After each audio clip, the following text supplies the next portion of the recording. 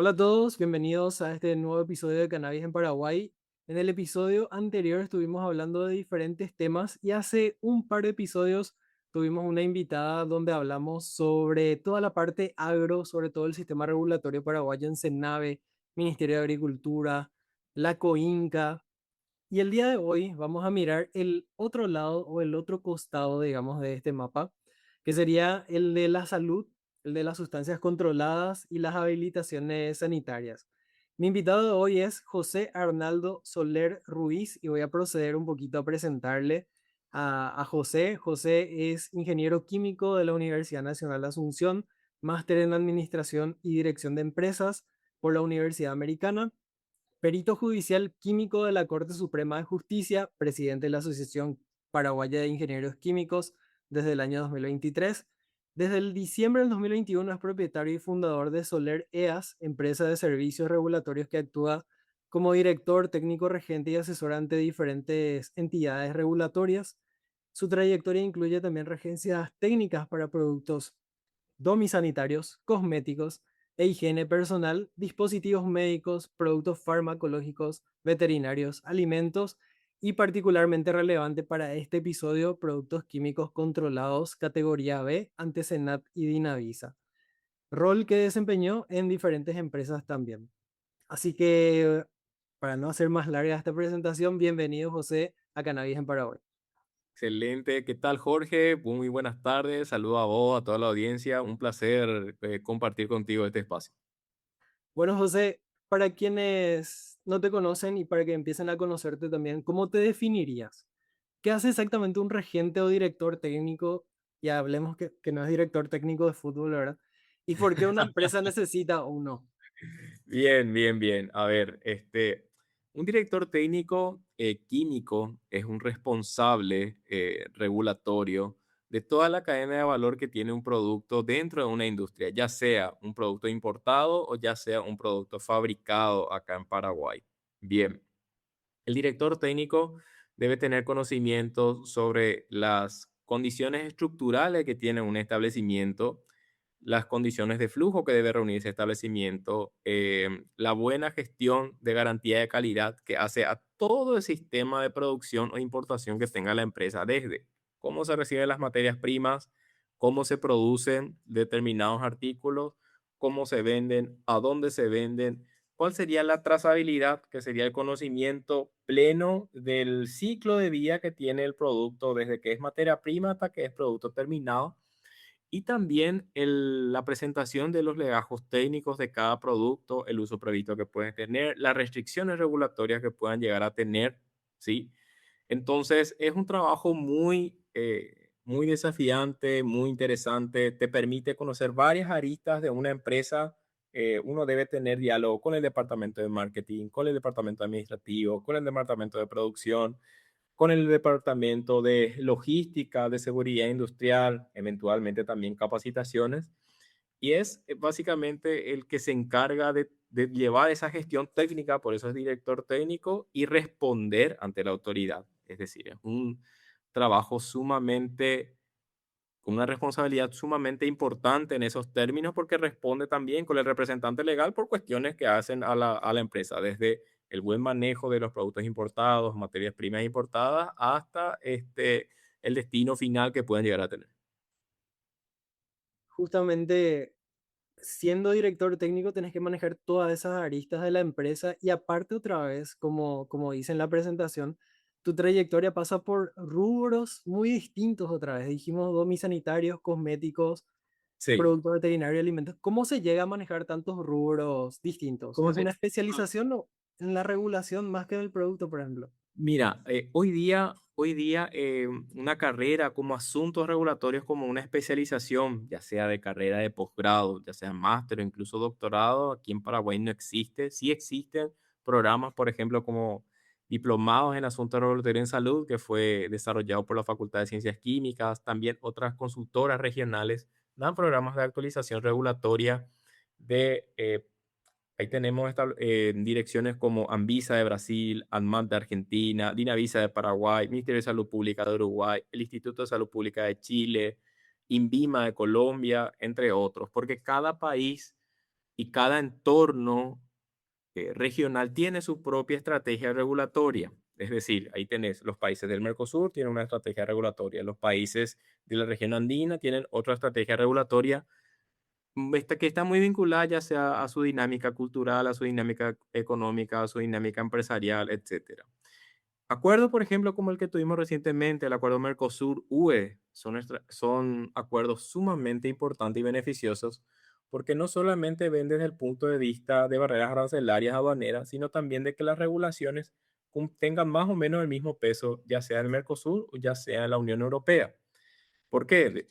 Eso obliga a los productos paraguayos o los productos del Mercosur que reúnan las condiciones que el mercado europeo exige y viceversa, que los productos europeos pueden encontrar un asillero comercial importante también acá y que más o menos esa regulación maneje los mismos términos. Hoy día ese es el camino, hoy día es el horizonte de trabajo que tienen las agencias regulatorias, que el nivel de exigencia sea más o menos equilibrado en cada una para que así un producto que fue fabricado acá en Paraguay tranquilamente pueda ingresar al mercado norteamericano, puede ingresar al mercado europeo, puede ingresar al mercado asiático, etcétera. Y eso se da con tres aristas principales. Uno, educación; dos, integración; y tres, compromiso. De nada nos vale tampoco si no existe realmente ese interés comercial real de apertura, flexibilizar de repente marco regulatorio o de repente hacerlos diferente a la dinámica cultural que tiene un país. Entonces son cuestiones propias de este trabajo y es algo muy interesante de ver. Justamente por eso la pregunta, ¿verdad? ¿Cómo se llega a manejar tantos ¿Cómo se rubros, llama ¿verdad? manejar? Y mira, básicamente, si me permitís, quiero compartir contigo y tu audiencia aquí mi pantalla. ¿Me Sí, mostrás, por favor? ¿Sí? ahí se ve. Para ¿Pueden la ver? gente que está escuchando, en YouTube van a poder ver el video Excelente. de Bueno, su prueba. básicamente yo estoy compartiendo ahora, empecemos de cero. Dinavisa, ¿qué es Entonces, Dinavisa? ¿Sí? antes que nada, te Sí. sugiero minimizar la pantalla donde se ve mi carita porque ¿Ahí? cubre Mejor. gran parte. Ahí sí, ahí súper, súper. Excelente. Bien. Básicamente, para hacerle un aspecto un poquito más dinámico, básicamente, ¿qué es Dinavisa? Y es la Dirección Nacional de Vigilancia Sanitaria. Uno ingresa a la plataforma y en el margen izquierdo se encuentran una serie de rubros. Cada uno de estos rubros tiene un respectivo marco regulatorio, resoluciones, decretos e incluso leyes. Tenemos desde productos de síntesis química, productos cosméticos, domisanitarios, productos a base de tabaco, etcétera. La legislación es pública, cualquier persona puede acceder a ella y en ella se establecen cuáles son las condiciones regulatorias que hacen a la importación, comercialización, distribución, puesta en marcha de empresas que manejen estos productos. Es decir, ¿cómo uno puede quizás abarcar tanto? Primero que nada, Dinavisa discrimina perfiles profesionales de acuerdo al criterio que tienen para determinados productos. Así, por ejemplo, ingenieros químicos, trabajamos bastante con lo que son productos domisanitarios o productos químicos de uso industrial, ¿sí? Así, por ejemplo, también tenemos profesionales químicos farmacéuticos que están en el rubro de productos de uso nutricional, o suplementos dietarios, fitoterápicos o medicamentos de síntesis química. ¿Por qué? Porque tienen un efecto inmediato en la salud, ¿sí? Pero el trabajo regulatorio es un trabajo multidisciplinario. Es decir, desde que tenemos la estructura de la empresa a nivel operativo hasta que tenemos el registro, tenemos marcos regulatorios que en algunos lados son parecidos, que tienen ciertas bases comunes, pero que luego tienen como una pirámide de rigor. Ahí tenés, no es lo mismo el nivel de exigencia que hace para hacer una vacuna, que es un medicamento biológico, al nivel de exigencia, por ejemplo, que sería para hacer un desodorante.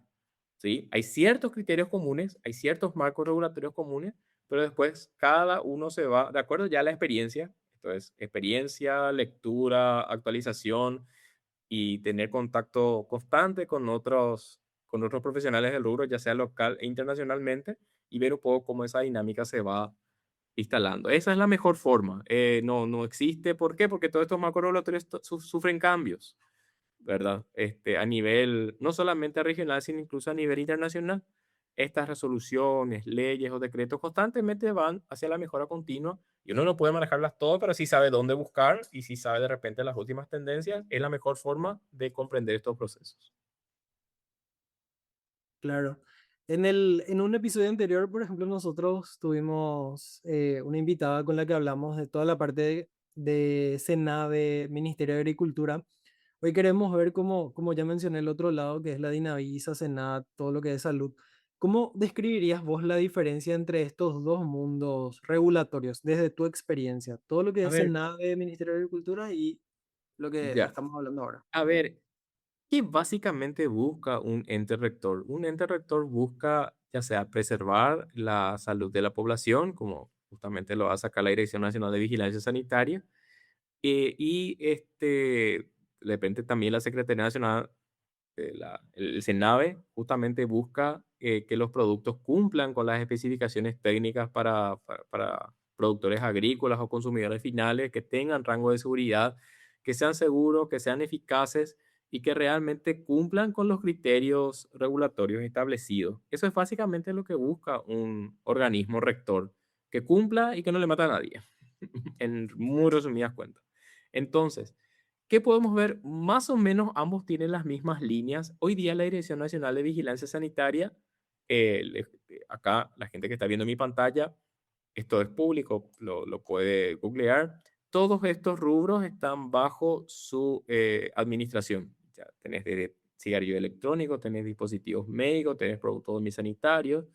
Y acá tenés un rubro que es el de dirección de estupefacientes, psicotrópicos, precursores y productos químicos, que está estrechamente vinculado con la Secretaría Nacional Antidrogas. ¿Ok? Hoy día, como bien sabemos, Jorge, existen empresas o existen, más que empresas, situaciones en las que ciertos productos químicos utilizados de manera ilegal, lastimosamente sirve para la fabricación de estupefacientes. Y sabemos que eso es un mal inalienable hoy que afecta a gran parte de poblaciones, no solamente subdesarrolladas, sino también desarrolladas. Tal es el caso del fentanilo, por ejemplo, en ciertas ciudades de Estados Unidos. Entonces, aquí es, por ejemplo, para esta dirección es que se hace un trabajo bastante encaminado con la Secretaría Nacional Antidrogas, pero esto a su vez no es solamente local. La Secretaría Nacional Antidrogas responde a la GIFE, ¿sí? Que es la Junta Internacional de Fiscalización. Este es un tema apasionante. Básicamente, esta Junta Internacional de Fiscalización, una pequeña introducción ahí que puedes tener en Google, vela por el buen uso de estos productos químicos no solamente a nivel regional, sino a nivel global, ¿sí? Es por eso que cada país debe hacer un reporte de su consumo y es por eso que toda esta trazabilidad es importante de tener. Hoy día el trabajo está bastante coordinado entre esta dirección, la Secretaría Nacional Antidrogas y, lógicamente, esta con la GIF. Genial. Es bastante diferente justamente para que se note con el episodio anterior, ¿verdad? Donde hablamos de los otros entes regulatorios, ¿verdad? Ahora, otra pregunta que surge, ¿verdad? Conociendo todo esto, ¿qué hace falta para que una empresa pueda operar legalmente en un rubro regulado por Dinavisa? ¿Cuál es el Ah, primer paso? el primer paso, bueno. Vamos a hacerlo de una forma sumamente dinámica y pedagógica. Yo entro en Dinavisa. Hoy día, eh, las empresas aquí en Paraguay tenemos dos tipos dos grandes rubros. Esto que está viendo acá que dice SIGRA, el Sistema General de Registro de Alimentos, en la otrora INAM, en donde todo el bagaje regulatorio de alimentos pasó a campo de Dinavisa. ¿Ok? Ahora Dinavisa, a través de esta dirección que está acá, la Dirección General de Regulación de Alimentos y Productos Afines de Grapa, es la que maneja toda la cuestión regulatoria vinculada al ámbito de alimentos y tiene una plataforma independiente. Y esto que estás viendo acá, Dinavisa PI, tiene todos estos rubros: productos de síntesis, biológicos, cosméticos, dominisanitarios, etc. ¿Cómo yo empiezo a trabajar? Primero que nada, debo establecer un contrato de dirección técnica con un regente químico legalmente habilitado. Cada uno de estos rubros, Jorge, tiene profesionales con determinados perfiles adecuados para esa tarea. Así, por ejemplo, para medicamentos de síntesis, biológicos o fitoterápicos, se requiere el concurso de un químico farmacéutico de manera obligatoria. Para productos domisanitarios o determinados tipos de dispositivos médicos, estarían trabajando tanto ingenieros químicos como farmacéuticos, como licenciados en química industrial. Y para productos psicotrópicos o precursores, lo mismo. Pueden ser ingenieros químicos o químicos farmacéuticos. Lo primero es tener un contacto con un profesional químico regente con experiencia en asuntos regulatorios. Es importante que avance con eso. Lo segundo importante es, yo como empresario que quiero un poco comprender o emprendedor que quiero comprender, la página es sumamente amigable. Tenemos el flujograma que sería cómo iniciamos el trámite hasta cómo lo finalizamos. Y también tenemos requisitos de infraestructura. Aquí, por ejemplo, se pueden ver los diferentes requisitos de infraestructura desde la habilitación de una farmacia hasta, por ejemplo, la habilitación de una importadora, hasta, por ejemplo, la habilitación de una fraccionadora o algún laboratorio de producción, ¿sí? Y en cuanto a requisitos documentales, bueno, estas son una serie de regulaciones que Vigilancia los encamina, ¿sí? Y una vez que tenemos el contrato con el director técnico regente, el director técnico regente, todos estos requisitos, conforme a la actividad de la empresa, lo habla con el director, ¿verdad? De esta empresa y avanzamos ya sea con un contrato y con una serie de documentaciones que se presentan acá, en esta plataforma. En esta plataforma se gestiona un acceso, ya sea vos empresa, que está acá, continúas. Ahí, por ejemplo, le escribís tus datos, ya sea tu RUC, ya sea tu, como te digo, tu email.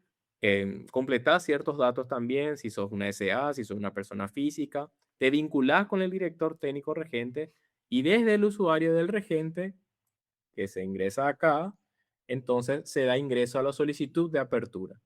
Para esa solicitud de apertura es que existen ciertos marcos normativos muy importantes que hay que ver. Dinavisa eso constantemente lo va actualizando, ¿sí? Y el último marco normativo justamente es el de apertura. Estoy buscando acá, ¿verdad? Resolución de apertura, solución, apertura, Inavisa. Quiero mostrarles nada más. Sí, justamente la resolución 226 del año 2025, esta que ahora estoy abriendo en mi pantalla. Y básicamente está, por ejemplo, debemos tener un plano, debe estar firmado por un arquitecto o ingeniero civil. Para ciertas actividades requerimos de licencia ambiental o por lo menos el ingreso del trámite. Debemos capacitar a todo el personal en manejo de productos químicos. Cada uno de los espacios tiene una determinada distribución que debe respetarse y no solamente distribución, sino condiciones edilicias. Una vez se ingresa al trámite, Inavisa hace una inspección sanitaria, ve que el lugar realmente cumple con esas condiciones y avanzamos ya sea en la gestión de buenas prácticas de almacenamiento y distribución o fabricación. Sería una gestión muy parecida a la ISO en muy grosa medida, y luego ya el registro sanitario de los productos. Pero ese es el primer gran paso para empezar a operar. Y tener lo que se conoce como registro de establecimiento. Aquí en la página de Inavisa podemos ver, por ejemplo, listado de registros sanitarios que están vigentes, listado de medicamentos, el listado de establecimientos. ¿Sí? Estos son todos los establecimientos, ya sean farmacias, importadoras. Hoy día tenemos 9.900 registros entre farmacias, importadoras, laboratorios de producción, etcétera. Uno puede buscar acá, puede buscar la razón social de la empresa y le va a salir el registro de establecimiento de la misma. Ahora que mostras todo esto, mi pregunta obligatoria es, ¿una misma empresa puede tener varios regentes para distintos rubros o el Sí, regente cubre todo lo que hace la empresa? no, ¿Cómo no, se no, sí distribuye puede, esa sí puede, sí responsabilidad? puede, sí puede. Una empresa puede tener varios regentes y puede tener varios regentes de la misma profesión. Ya eso determinado por la carga de trabajo que pueda llegar a tener. Así, por ejemplo, si yo tengo una empresa, por decirte, esa empresa trabaja con productos domisanitarios y también trabaja con productos de síntesis química, con medicamentos y también trabaja con productos de uso in vitro, entonces necesitaría tres profesionales. un bioquímico para los productos de uso in vitro, un ingeniero químico licenciado en química industrial para un producto semisanitario y un químico farmacéutico para un medicamento de síntesis química. Existen empresas que tienen un plantel de profesionales porque básicamente tienen todos estos rubros en los cuales incursionan. Ya, importantísimo por eso el perfil de un regente en este caso, Sí, o sea, dependiendo del área, ¿verdad? ¿Y sí. qué riesgos o responsabilidades asume un regente o un director técnico? Por ejemplo, si algo sale mal con un producto, ¿qué parte le corresponde a la empresa? ¿Qué parte al ¿Qué regente? parte le corresponde a la empresa? Qué buena pregunta que me haces. Vamos a hacer solamente acá en lo que sería, por ejemplo, la dirección de alimentos y afines. Les voy a compartir. Acá, por ejemplo, tenemos algunos instructivos, tenemos estas normativas. Les quiero mostrar la normativa 74 del año 2017, 7634. Vamos a ver acá. No, no, no. Vamos a ver por otro punto acá. Dame un minuto, por favor. Aquí. Esta resolución nuevita, Jorge. Básicamente acá se establece cuáles son las multas o las penalidades por las cuales Inavisa puede llegar a establecer en el ámbito de su competencia.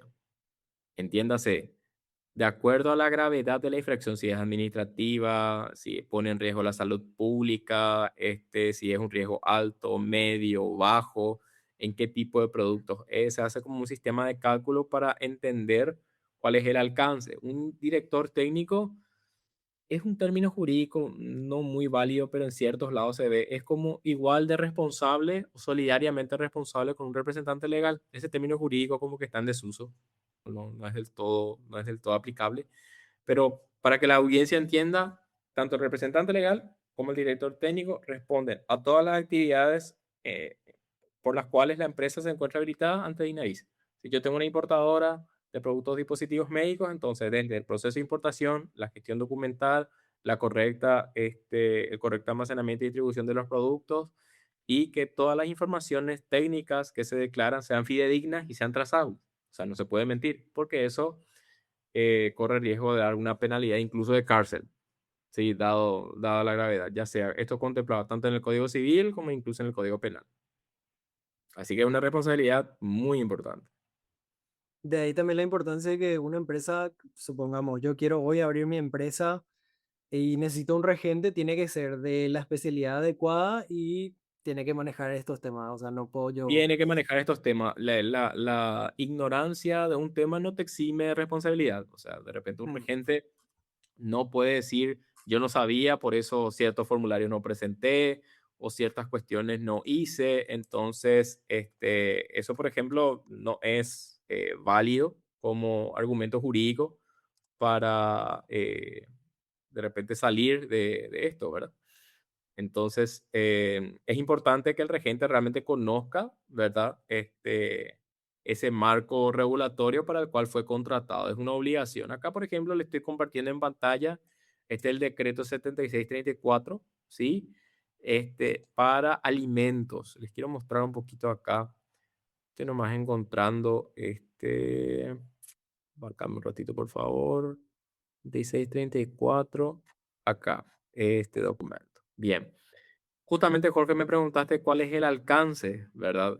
Acá solamente para la parte de alimentos, si este decreto firmado en 2017 te dice qué profesionales pueden ser, de qué es responsable un director técnico, ¿sí? Entonces, básicamente, por ejemplo, tiene acá todas las funciones que tiene el director técnico para velar por las buenas prácticas de manufactura, garantizar los sistemas de aseguramiento de calidad, comunicar entonces INAM si es que algún producto no cumple con lo debido, ¿verdad? Entonces es una responsabilidad sumamente importante, ¿verdad? También que se asume. Corresponsable del cumplimiento de las normas vigentes en materia, por ejemplo, de alimentos, con los directivos o propietarios del establecimiento de los productos o servicios de alimentación según corresponda. Imagínense la responsabilidad tremenda que eso implica, sí, ¿sí? Entonces, eso es un director técnico. buenísimo. Yo creo que con estas preguntas y lo que estás mostrando que tiene muchísimo valor, ¿verdad? también la gente y aquellas empresas que están empezando o personas que están queriendo abrir su empresa también den la importancia de lo que es el trabajo de un director técnico, ¿verdad? Y continuando un poquito con preguntas que tenía para vos. Sí, Hablamos de que trabajaste como director técnico justamente en el rubro de productos químicos controlados, categoría sí, B, ante Senat y Dinavisa. Para quien no sí. esté familiarizado, ¿qué tipo de productos entran en esa categoría y por qué se controlan de esa manera? Mira, bueno, para entender esto de una manera un poco más amena, de nuevo, soy una persona que está hurgando un poco para saber informaciones. Esta es la resolución que les quiero mostrar, la 11421, la que estoy mostrando en mi pantalla en este momento. En esta resolución es que la autoridad sanitaria como que da esa diferencia entre empresas categoría A y empresas categoría B.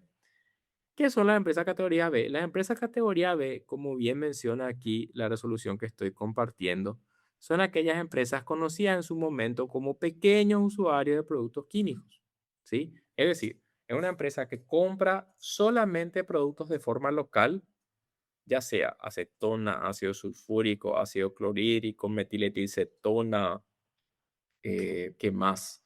Cloroformo, lo usa lo adquiere de forma local, ya sea para un fin específico. Es un laboratorio de control de calidad, es una lavandería, es una empresa que trabaja con cable, es una empresa que trabaja con pintura, ya sea lo usa como solvente, lo usa como aditivo.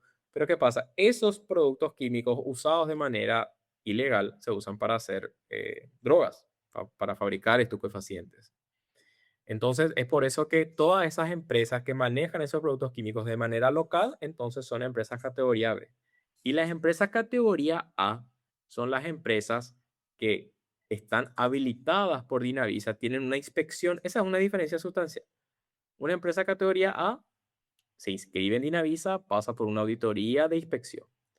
Una empresa categoría B se inscribe en Dinavisa, pero de forma administrativa y puede recibir una inspección por parte de la Secretaría, en realidad se llama fiscalización, puede recibir una fiscalización de parte de la Secretaría Nacional Antidrogas, en tanto que una empresa categoría A ya se encuentra habilitada para actividades de importación. Yo, empresa categoría B, ¿para qué me habilito? Solamente para comprar insumos químicos que yo pueda usar con el fin que tiene mi empresa.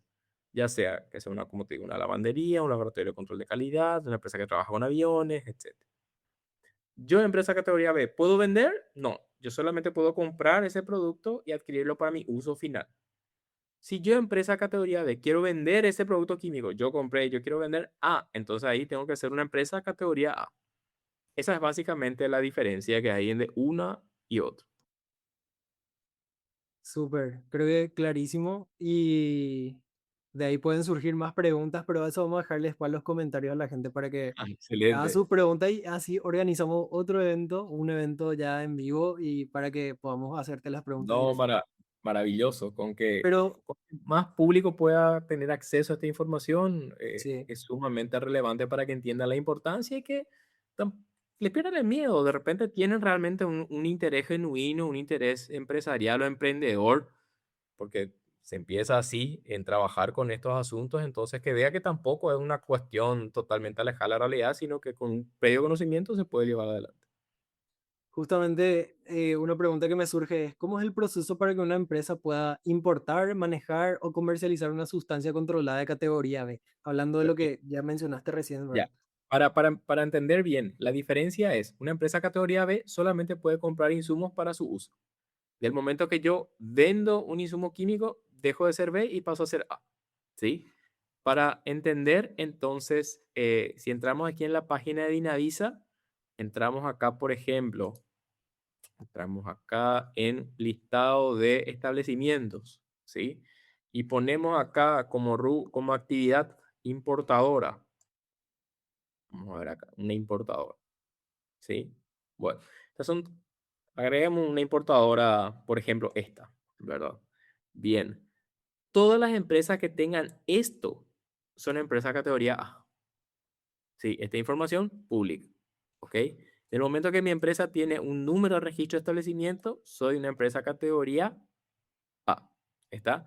En este caso, esta empresa es una importadora de medicamentos Y existen ciertos medicamentos que están controlados. Pueden ser psicotrópicos, estupefacientes, psicoactivos o precursores químicos.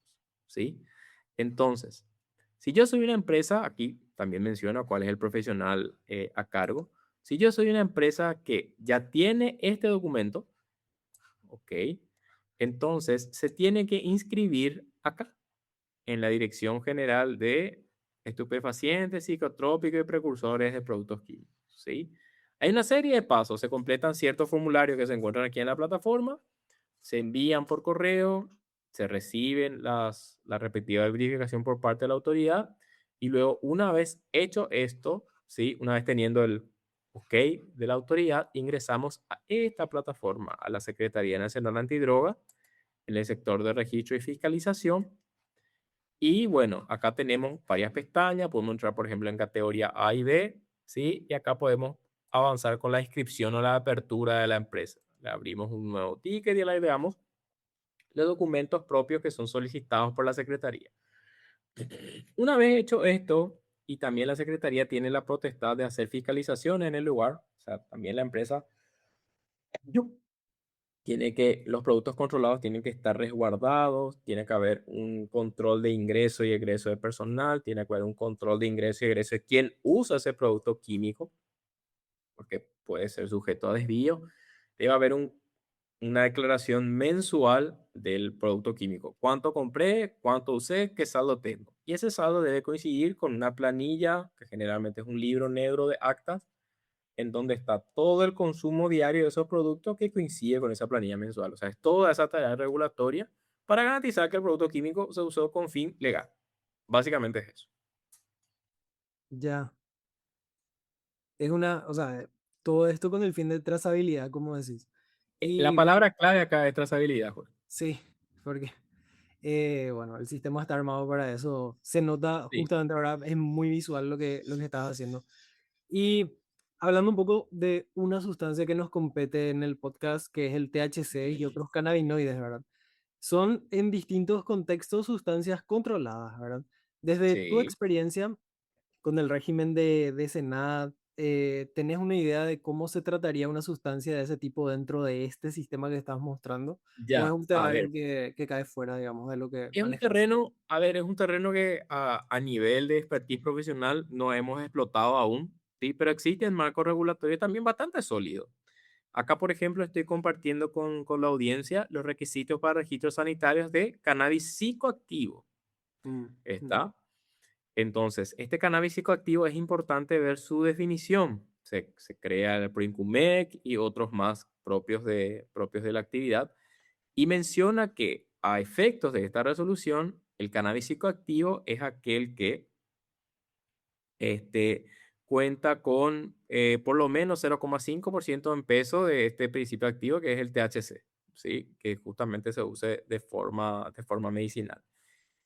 Eh, y son muy rigurosos, sí, con este porcentaje. ¿Está? Sí o sí. Entonces, en cambio, por ejemplo, esta resolución que estoy compartiendo ahora, la del año 189 del año 2022, hace una distinción con lo que es el cáñamo de uso industrial no psicoactivo. Ese es el nombre que recibe. ¿Está?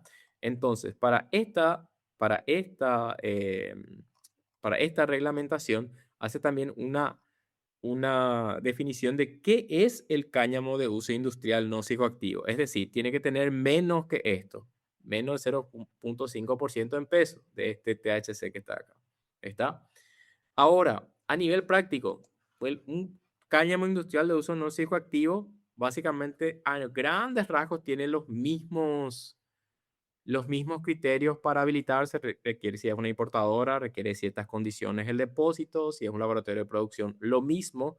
Lo que sí cambia son los plazos, los jornales y también cambia el hecho de que la trazabilidad que mencioné al principio sí se hace por lote, ¿verdad? A cada lote tiene que tenerse conocimiento pleno de a dónde va, para quién va, con quién va y a dónde se vende y por qué se vende. Ahora, si es de uso medicinal, también los pacientes que adquieran ese insumo deben estar inscritos en la PROINCUMEC, deben tener un aval de que ese es el medicamento que realmente sirve dolencia y a esas personas se les puede vender. ¿Ya está? Hay que entender también que estos marcos regulatorios, Jorge, algunos están vinculados con esta ley que les voy a compartir acá, ley 1340/88. Esta ley que estoy mencionando acá es la ley del tráfico ilícito de estupefacientes y tiene casi 40 años. Es una ley que en ciertas partes requiere de actualizaciones porque el Paraguay está en un escenario diferente, pero que hasta tanto esas actualizaciones no se den, estas resoluciones responden a esa trazabilidad que estoy mencionando. Ven, todas estas informaciones, por ejemplo, deben estar en un producto que sería cáñamo de uso industrial, ¿verdad? Y hay leyendas obligatorias que se tienen que respetar, ¿sí? Esa es básicamente la diferencia sustancial en el nivel de exigencia en la trazabilidad. En uno como es industrial, sí requiere de ciertas condiciones que son bastante comunes, en tanto que si es de uso medicinal, deben estar inscritos también en este programa que les mencioné y también ser licenciatario de las especies que tendrían fin medicinal. Y para eso es otro proceso que, bueno, seguramente ya habrás visto en tu podcast. De hecho, una pregunta que tengo es, por ejemplo, si yo empresa, ¿verdad? Quiero entrar a esta parte de cannabis medicinal, sea que voy a plantar, sea que voy a traer un insumo, voy a envasar, lo que sea. ¿El trámite es el mismo a todo lo que mostraste anteriormente o hay alguna diferencia desde tu experiencia, por ejemplo? A ver, en lo que sería cáñamo uso industrial, una diferencia sustancial no hay. En mi experiencia particular, no me ha tocado trabajar con cannabis de uso medicinal, como bien también su marco regulatorio es bastante nuevo. Así que, bueno, en ese aspecto no quiero ahondar demasiado en lo que es específicamente cannabis de uso medicinal, porque además de las condiciones de infraestructura, de edilicia o de proceso que se deben de cumplir, la trazabilidad rigurosa, eso para este rubro aún no está dentro de mi experiencia profesional. A lo que sería cáñamo industrial, sí. Es muy parecido, por ejemplo, a registrar un cosmético, a registrar un domicilio, ¿verdad? Hay ciertas leyendas que se deben respetar, pero lo que sería cannabis de uso medicinal, ese marco regulatorio no solamente es nuevo, sino también se encuentra en constante actualización.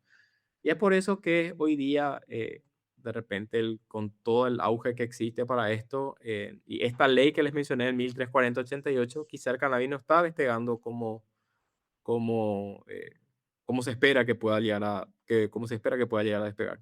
Todo este marco regulatorio hoy día es bastante riguroso porque debe haber un registro de pacientes que usen esto. Depende de una ley de casi 40 años y se debe, para que comercialmente sea atractivo, generar también una demanda sostenible en el tiempo. Y de repente todos esos escenarios al mismo tiempo no se están dando de manera armonizada hoy. Súper. Y digamos, ¿en qué se diferenciaría, por ejemplo, en términos de exigencias regulatorias? Si ya lo mencionaste y de por ahí podemos hacerlo de manera resumida, ¿verdad? ¿En qué se diferencia en estos términos de exigencia regulatoria un producto con, digamos, cannabinoides respecto a otros productos que quizás no sean cannabinoides, pero sí están a base de plantas, los conocidos fitoterápicos o incluso Fitoterápico. farmacéuticos, ¿verdad? Bien. Puedo hablar, por ejemplo, con sí bastante propiedad de los que son los productos fitoterápicos. Los productos fitoterápicos hoy pasan por un proceso normal de habilitación. Ahí, por ejemplo, en fitoterápico tenés incluso los test que son de conocimiento ancestral, que Paraguay tiene una cultura de hierbas sumamente afianzada. Entonces, ahí, por ejemplo, no sé, te puedo mencionar, pasamos por un proceso de importación o habilitamos todo lo que es la importadora y los requisitos documentales, ya sea la monografía, la dosis prevista, los efectos verificables en salud, las presentaciones, las etiquetas, qué declaración declara, qué propiedades declara o atribuye. Lógicamente, si los componentes no son hepatotóxicos o de repente no tienen un impacto pernicioso en la salud, eso también se evalúa. Dinavisa pasa por un análisis, o sea, hace un análisis de eso. Aunque ahora para ciertos test, por ejemplo, flexibilizó, saben, por ejemplo, que ciertas infusiones, hoy día, al momento de abonar el registro, ya tienen un código, pero así también, toda la responsabilidad regulatoria de eso es de la empresa. ¿Sí? Y ahí es importante destacar. Ahora, Es un proceso de análisis, básicamente, de que las documentaciones sean pertinentes y no tiene tanta diferencia con lo que sería, por ejemplo, un cosmético o un sanitario, salvo en las monografías que se presentan, por ejemplo. Ahí porque uno sí tiene que comprobar la eficacia y seguridad de esos productos, siempre y cuando, por ejemplo, no sean té, sean, por ejemplo, granulados o encapsulados, o aquellos que dan ciertas propiedades, por ejemplo, anorexígenas. Ahora, para lo que sería un medicamento, bueno, ahí sí tenemos un escenario mucho más riguroso, ¿verdad? Lógicamente hay ciertos medicamentos. Se dice que aquellos que están, por ejemplo, en la lista de la OMS, ¿verdad? Son medicamentos ya son muy común, con un amplio margen de seguridad, con un amplio margen de estudio, entonces tienen un régimen abreviado de registro. En tanto que otros, de repente ahora que no están en esa lista, requieren de incluso, por ejemplo, estudios de bioequivalencia. Dinavisa también tiene eh, tiene ciertos marcos regulatorios para productos en los cuales saber, aunque sea de repente genérico o que sea bioequivalente, si es que tienen realmente el mismo efecto que podría tener una patente.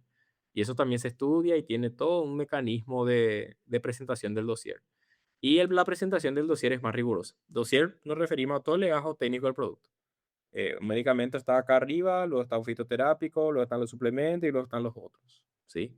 Ahí, por ejemplo, tenés ya condiciones de seguridad, ahí tenés, por ejemplo, CTD que se deben implementar, todo el aspecto farmacodinámico y farmacocinético que puede llegar a tener el medicamento, qué uso previsto tiene, cuáles son de repente los efectos adversos raros, ultra raros que puedan llegar a darse, ¿verdad? Porque todo lo que no esté escrito dentro del legajo técnico del producto y sea un efecto de ese fármaco, entonces es responsabilidad de la empresa que no haber notificado eventualmente esto. También Dinavisa tiene planes de farmacovigilancia, o sea, cuando yo tomo un medicamento y ese tiene un efecto que no, que de repente me puede llegar a perjudicar más que para que ningún medicamento está exento de riesgo. Siempre pasa que el beneficio supera el riesgo o a los efectos secundarios que tiene, pero si ese efecto es mayor o me afecta negativamente la salud, entonces lo puedo notificar. Existe mecanismo de reporte para eso. Y bueno, y para la mejora continua, lo que sería la trazabilidad y el buen uso que tengan esos medicamentos. No sé si a grosso modo me llega a entender, pasa que este tema es muy amplio, es muy largo y bueno, siempre es importante tratar de ser lo más resumido posible también. Cuando hablamos de fitoterápicos, por ejemplo, no se toca el tema de categoría B y demás cosas. No, O no, sí. no, no se toca eso. Entre categoría A y B tenemos esta resolución que, a ver, un ratito. Esta resolución que está acá, la 114/21. Acá entre categoría A y B, que sea categoría B es una empresa que compra productos químicos para usarlo. Que categoría A es que importa productos químicos, que puede vender productos químicos, pero más de eso no existe diferencia. ¿Sí? Ya, Esa sería la cuestión fundamental, ¿verdad? súper, súper. Tengo así varias preguntas que de repente te digo que esto puede dar para largo No, si no voy filtrando. esto puede dar para largo, Jorge, esto puede dar para largo. Trato de no enfocarme tanto en términos muy rebuscados, pero que sea, por ejemplo, una persona que más o menos esté en el ámbito, que le interese. Yo puedo buscar acá, puedo informarme con Mm, esto, puedo hablar con mi profesional regente, porque es importante también que la empresa o incluso el emprendedor o alguien interesado por lo menos sepa lo elemental. Mira, claro. esto es lo que yo necesito. Básicamente, estoy interesado en este rubro, qué es lo principal que debo ver con él. Y Mm, bueno, eso también democratiza la información. No es una cosa que se hace en cuatro paredes y que mágicamente sale un registro. No, las informaciones son tal públicas, cual. son accesibles, se pueden ver, se pueden trazar. Y la palabra es esa, insisto mucho, es trazabilidad. ¿De Sí, dónde hasta dónde y para qué? Garantizar la seguridad. Al final de cuentas, no estamos totalmente exentos de riesgo, pero en la medida que las empresas tomen conciencia del trabajo coordinado con el profesional y también con el nicho del mercado de salud en el que quieren penetrar, entonces es mucho más fácil dar ese ecosistema de que los consumidores saben, son conscientes, pueden exigir respaldo científico, las empresas saben que deben cumplir ese respaldo y deben confiar en sus profesionales para que esa cadena de valor sea estable. De repente, de nada me vale que una empresa hay una inversión en I más de gigante y el consumidor no sepa todo ese trabajo que hay y dice, ah, no, me dio por el precio y de repente no sabe que esa pequeña diferencia, no sé, en la absorción o de repente en la presentación. Dame un ejemplo. La tisepatía que se aplica hoy versus de repente una que sea oral para ciertos pacientes es mucho más, no sé si el término es correcto, ergonómico, consumirlas vía oral, ¿verdad? O es menos traumático consumir la vía oral que inyectarse. Entonces eso puede tener a priori un efecto y eso fue dado por un desarrollo galínico, por ejemplo. O de repente ciertos productos químicos hoy día, si queremos, por ejemplo, usarlos como materias primas, el proceso para concretar ese producto químico no es escalable. O sea, no se puede hacer porque es muy caro. Pero entonces, ¿qué ventaja tiene Paraguay? Paraguay no te puede producir como China, no te puede producir 1000 de cada cosa, pero te hace 300 de estos que son así específicos. Entonces tiene esa ventaja competitiva y eso el paraguayo debe saber. Que no estamos muy lejos tampoco de la realidad de otros países, pero es pensar un poquito fuera de la caja y tener esa mentalidad de trabajo. Tal cual. Y justamente hablando de esto específico que mencionas nomás para un par de preguntas finales, ¿cuál decís Sí. vos que es el error entonces o el malentendido más común en empresas que de por ahí se quieran meter o acercar por primera vez en el cannabis medicinal y piensan que el proceso es, qué sé yo, similar a otro producto farmacéutico o fitoterápico? Ya, primero que nada es leer, leer, leer y leer el marco regulatorio. Eso es uno, ya sea un representante legal, ya sea un empresario, ya sea una persona que quiere incursionar en el mundo. Los marcos regulatorios, como bien mostré, son públicos, por eso quería comentar un poco de dónde uno puede descargar esa información. Eso es uno. Dos, consultar con un profesional químico del rubro.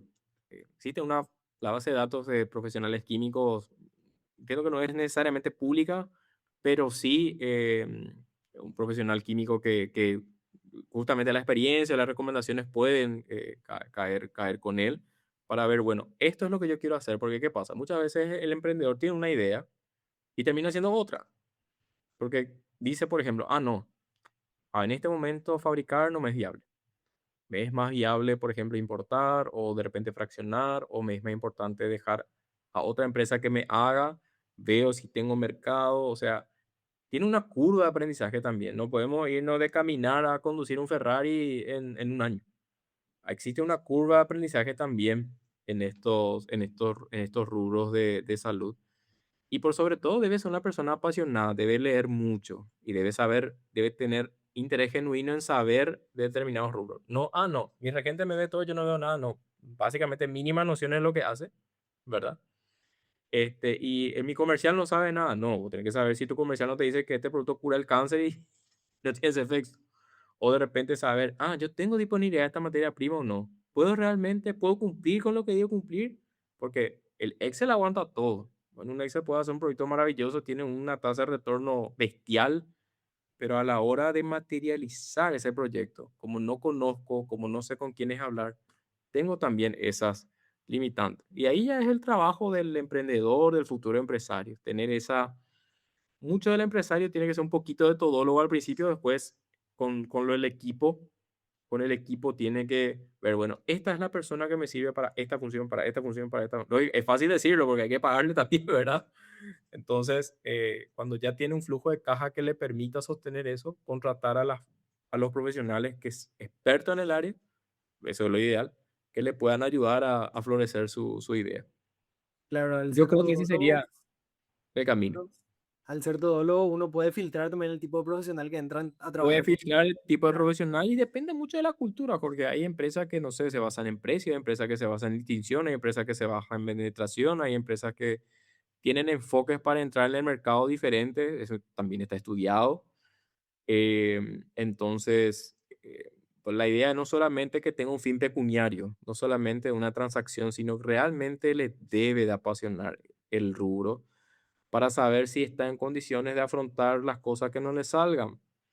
Esto no es Disney, esto tampoco no es de coaching ni nada más, sino una persona que realmente conoce el rubro puede saber qué inversiones son positivas en él y cuáles inversiones no, ¿verdad? Yo, por ejemplo, no me voy a estar quizá involucrando, no sé, en real estate.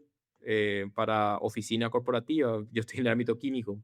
Entonces, recomendación para el emprendedor es que busque básicamente rubros en los cuales está, y si uno le apasiona mucho, primero hacer toda esa tarea de investigar, leer todos los escenarios. Ahí existe la IA validada con profesionales. Ojo, no una IA en donde decís que te puede ir al sol.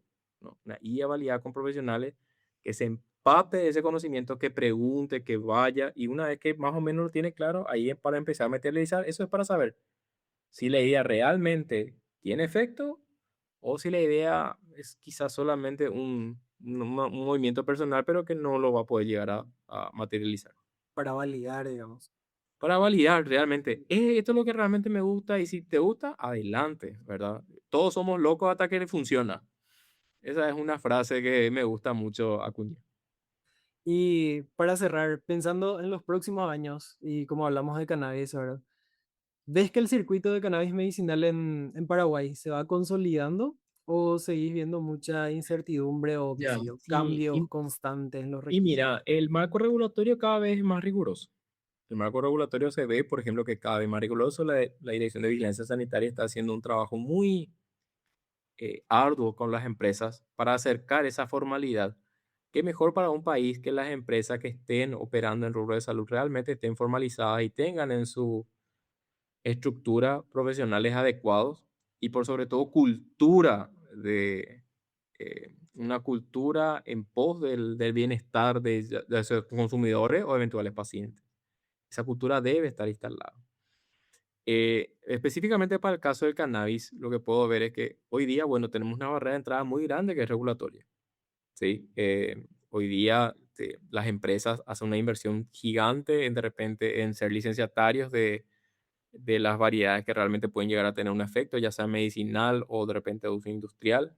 Lógicamente es desde el punto de vista de negocios una inversión preponderante. Eso hace que no de forma muy abierta se quiera la presencia de otros competidores o stakeholders en el mercado. Eso es por un lado. Por otro, se puede ver, por ejemplo, también que existen marcos regulatorios en Paraguay. Si bien muchos están avanzados, aún otros están obsoletos. ¿Sí? Entonces, antes las nuevas dinámicas, quizás hace 40 años servía, pero hoy no responden a esa realidad de mercado. Y no solamente realidad de mercado, realidad cultural. Hoy el paraguayo está más informado que nunca. Hoy tenemos más información que nunca. Es decir, hoy día cualquier persona tiene acceso a saber pros, contras y ese criterio para decidir es importante y le da también, obliga a las empresas a tener una cultura de innovación constante y de dar respuesta a esas necesidades de los consumidores o pacientes o como quieras llamar. Entonces, em, todo ese ecosistema hace que hoy día puede explotar, pero no está llegando a los niveles que quizás podrían tener otros países que tienen marcos regulatorios, no te digo más flexibles, sino más establecidos, tienen una demanda instalada, tienen también demanda, porque tampoco te van a hacer este tipo de proyectos si no les es rentable. Tienen como la población tiene una cultura de consumo abierta sobre el uso y también tenemos un tema de apertura social, ¿verdad? Estos productos son, quieras o no, en pleno siglo XXI, algunos son considerados tabú. Cannabis, vos me decís, iguana, directamente lo decís así. Y no, tienen efecto en la salud, están comprobados, tienen respaldo, tienen alcance. Es cuestión de insistir mucho también con la culturización de los efectos positivos que puede llegar a tener y generar esa demanda auténtica y que sea sostenible para el empresario y atractiva para él. Entonces, esas cosas yo creo que aún están en trabajo. Por eso Paraguay todavía no está dando ese salto. Es lo que, por lo menos de mi humilde perspectiva, te puedo citar. Súper. Soy una empresa que quiero entrar en este rubro. ¿Cómo te encuentro? ¿Cómo me encontrás? Bueno, Sí. acá ¿Dónde te encuentro? esta es la parte divertida, ¿sí? Si me permitís, por favor, Sí, sí, sí. quiero compartirte acá, encontrarlo en nuestras redes sociales. Te pongo acá, Soler Consultoría PI, Soler EA, lo puedes googlear, está. Básicamente es está quiénes somos, qué servicios tenemos, cuál es nuestro staff de profesionales, está. Nos puedes poner en nuestras redes sociales Soler EAS Consultora, en Instagram, en Facebook, en LinkedIn, ¿sí? Así que también están los números con los cuales pueden contactarnos y respondemos las preguntas que el empresario o el emprendedor quiera. Básicamente somos conscientes de que cuando el emprendedor o empresario sabe y realmente se siente asesorado y responderle si es necesario, no sé, con manzanitas, las dudas que de repente pueda llegar a tener, entonces eso es también un trabajo humano, no solamente un trabajo frío o de repente respondido por IA. Somos conscientes de que parte del cambio y la realidad es que ese trabajo humano, todo ese conocimiento técnico se traslada también a un trabajo humano y que también el empresario emprendedor tenga esa cultura. Ah, yo todo esto debo manejar, debo saber para que mi negocio o el interés que tengo pueda prosperar y ser exitoso en eso. Así que les esperamos con los brazos abiertos, Jorge, y a vos y a toda la audiencia en lo que podamos llegar a servir. José Soler, muchísimas gracias por tu tiempo, muchísimas gracias por Encantadísimo. todo este conocimiento que aportas en este episodio. Yo creo que mucha gente va a salir así con la cabeza bastante informada, bastante práctico también la explicación, así que muchísimas gracias. No, por favor, a vos, Jorge, a toda tu audiencia. Espero que realmente esto sirva, sea de utilidad y bueno, hay que hacer el trabajo de ahora, nos va a dar el Paraguay que queremos mañana. Muchas gracias.